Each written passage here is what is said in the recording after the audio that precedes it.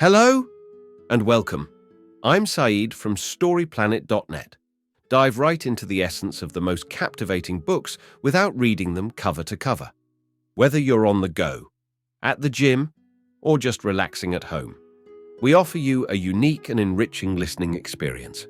Today, we are exploring the book, The Fixer, a creation by Bradley Tusk. The Fixer, 2018, recounts the thrilling journey of a political strategist, Bradley Tusk, as he navigates the realms of politics and business. Tusk shares his invaluable experiences in wielding political influence while advising esteemed figures in American politics. Eventually, he establishes his own consultancy to provide guidance to startups. Subsequently, Tusk successfully prevents the taxi industry from suffocating Uber with excessive regulations, impedes lethargic regulators from hindering the emergence of the innovative insurer, Lemonade, and defends the online fantasy sports industry against the encroachment of casinos. Before we delve into these revelations, it's interesting to note that Bradley Tusk, the founder of Tusk Strategies and Tusk Ventures, has a dual focus on assisting startups in navigating political challenges and providing venture capital to politically engaged startups. With a diverse background that includes serving as campaign manager to Mayor Michael Bloomberg of New York, communications director to Senator Chuck Schumer, and deputy governor of Illinois, Tusk is well-versed in the political landscape. Additionally, he shares his expertise through his writing for The Observer and hosts a podcast named Firewall. With 9 key ideas to unveil, brace yourself for a deep dive into this captivating book on StoryPlanet.net. To start, this text is promoting a strategist who helps startups win against the political establishment. Bradley Tusk has used his political strategy and media expertise to help disruptive startups like Uber and FanDuel navigate political and regulatory battles. He has learned political campaigning through experiences such as securing press coverage for Chuck Schumer. Tusk has also fought against corruption, corporate interests, and regulatory laziness as an advisor and investor. He discusses the power of media, how Uber challenged establishment interests, and the possibility of a President Bloomberg instead of President Trump. Key idea number 1. Tusk learned the significance of public relations and narrative control in his early career. Politicians crave constant attention and validation, which can be achieved through good publicity. Tusk learned this while working for a New York City council member, where he had to be creative to generate media coverage. In his role as a communications director for a senator, Tusk continued to focus on getting media coverage by inventing newsworthy events. One such idea turned out to be prescient, leading to an avalanche of press coverage. Tusk realized that by shaping the media narrative, he could get what he wanted from politicians. Key idea number 2. Choosing the right opponent and directing focused efforts towards them is crucial in political campaigns.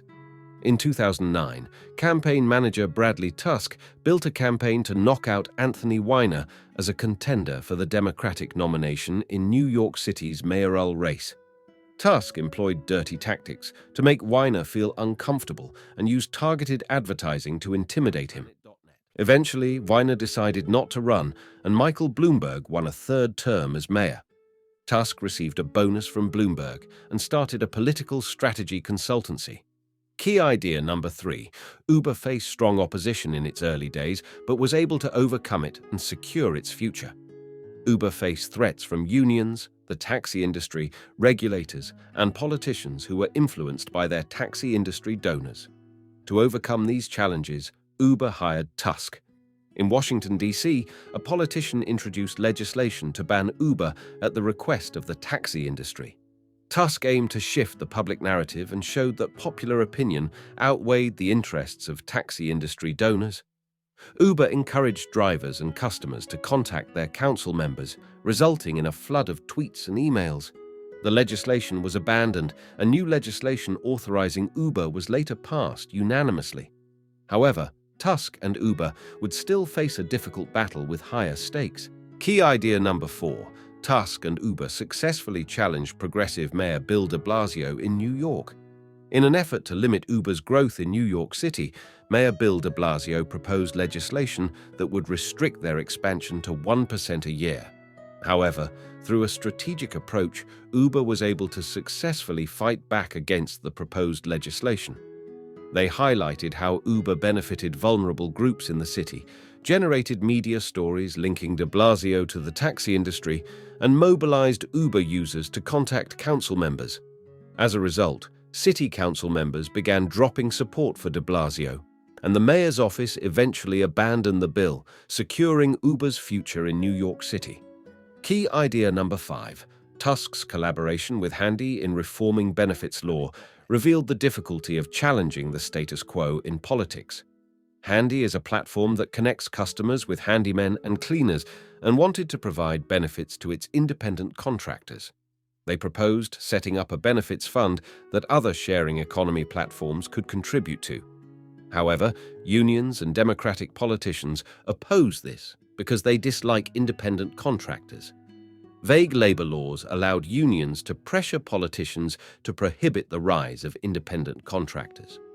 When Handy took the issue to New York, they faced opposition from the SEIU 32BJ union, who saw cleaning as their jurisdiction.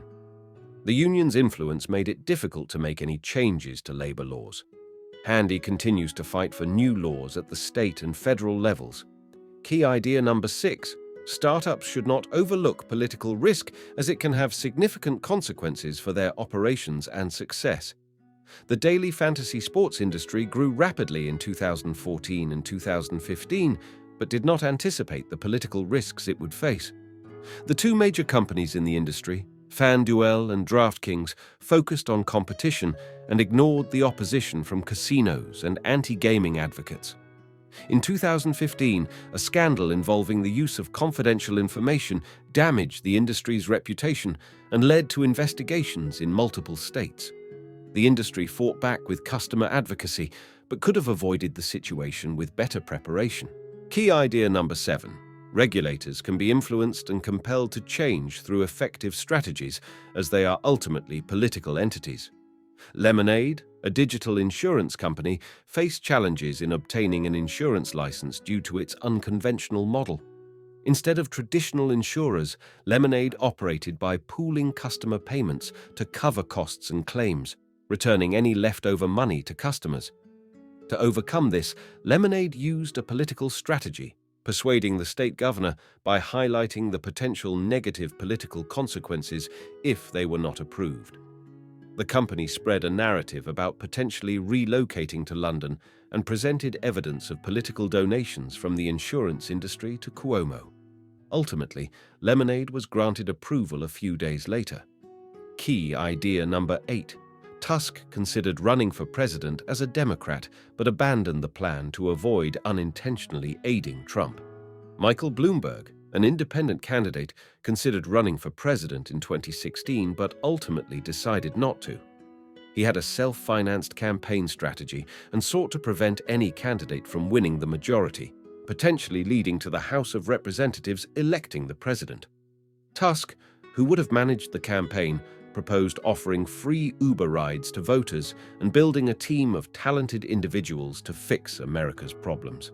However, Bloomberg chose not to run because he believed it would increase the chances of Trump becoming president. Tusk regretted the missed opportunity of a Bloomberg presidency after Trump's victory. Key idea number 9. Startups should strategically consider when and how to engage in political advocacy. Traditional businesses have the advantage in politics due to their connections and resources. Startups need to level the playing field by being savvy. They can either seek permission or ask for forgiveness when it comes to regulations, depending on the situation. It's important to consider who they would be begging forgiveness from and the potential consequences. Startups should also assess their politically valuable assets and allies to build a coalition, such as consumer rights advocates or supportive politicians. There is no one-size-fits-all approach to fighting political battles, but investing in understanding and shaping the narrative could be a worthwhile investment. In conclusion, the key point of the text is that startups facing political and regulatory risks should learn how to shift the public and media narrative in their favor and mobilize their customers. Startup founders should incorporate political analysis into their expansion strategy and consider the political and regulatory outlook of potential markets. The text also suggests reading the Startup Playbook for further business building tips. Thank you for listening to this summary. If you enjoyed this exploration, we invite you to discover other fascinating books on storyplanet.net. Don't wait any longer. A multitude of books, stories, and knowledge await you there. See you soon on storyplanet.net.